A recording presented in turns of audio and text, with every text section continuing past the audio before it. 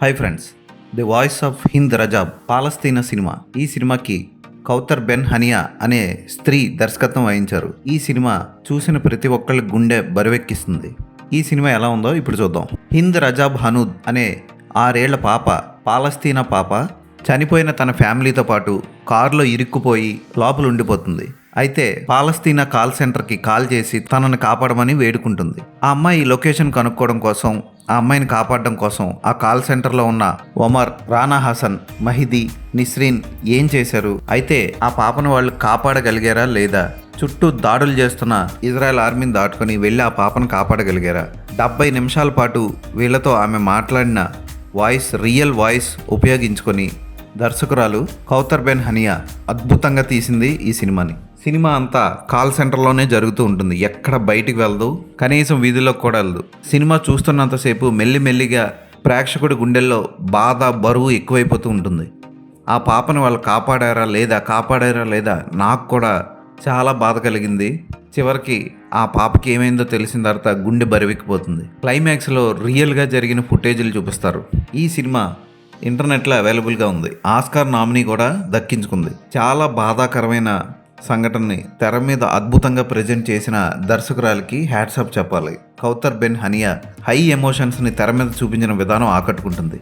పాప చనిపోయింది అనుకొని ఆమె ఫోటో బోర్డు మీద పెట్టి రాస్తూ ఏడ్చేసే సన్నివేశంలో ఒమర్ వచ్చి పాప చనిపోలేదని చెప్పే సన్నివేశం, క్లైమాక్స్లో కొన్ని సన్నివేశాలని చిత్రీకరించి చూపించలేక కేవలం టైటిల్స్లో అక్కడ ఏం జరిగిందో చూపిస్తారు. చాలా బాధాకరంగా ఉంటుంది ఈ సినిమా. గుండె బరువెక్కిపోతుంది.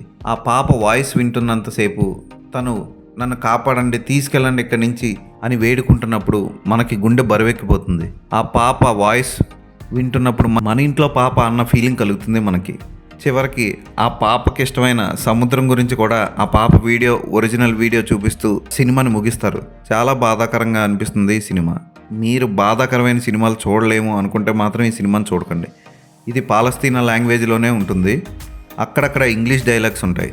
ఇంగ్లీష్ సబ్ టైటిల్స్లో ఈ సినిమాని చూశాను. చాలా అద్భుతంగా తీశారు ఈ సినిమాని.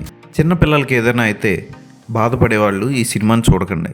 ఓ రియల్ సంఘటనని అద్భుతంగా ప్రజెంట్ చేసిన దర్శకురాలకి ఇలాంటి సినిమాని ఎవడ చూస్తాడులే అనుకొని పారిపోయే నిర్మాతలు ఉన్న ఈ రోజుల్లో ఇలాంటి సినిమాని నిర్మించిన నిర్మాతలకి హ్యాట్స్ ఆఫ్ చెప్పాలి. నటీనటులు అందరూ అద్భుతంగా చేశారు.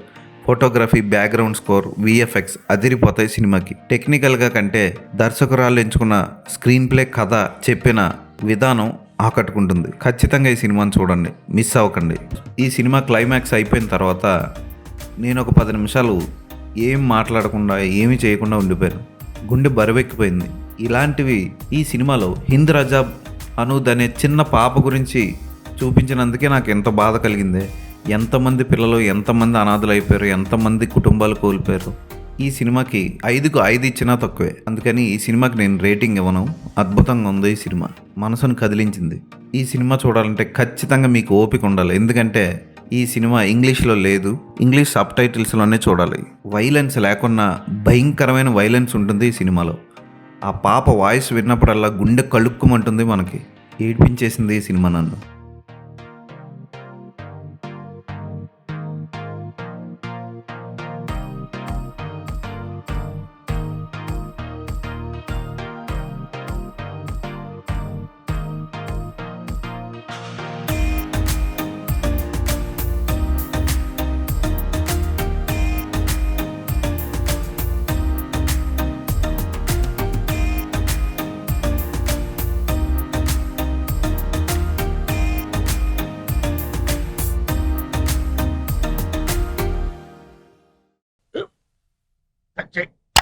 మన స్కూల్ బెంచ్ లాగా ఎంత గట్టిగా ఉందోరా.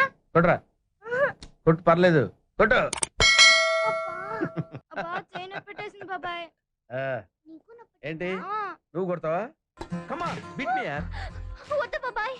వాడిని నేను కొట్టడం లేదమ్మా, వాడినే నన్ను కొట్టమంటున్నాను. ఆ. నువ్వేం కంగారు పడక్కర్లేదు. అడుగుతావేంటి?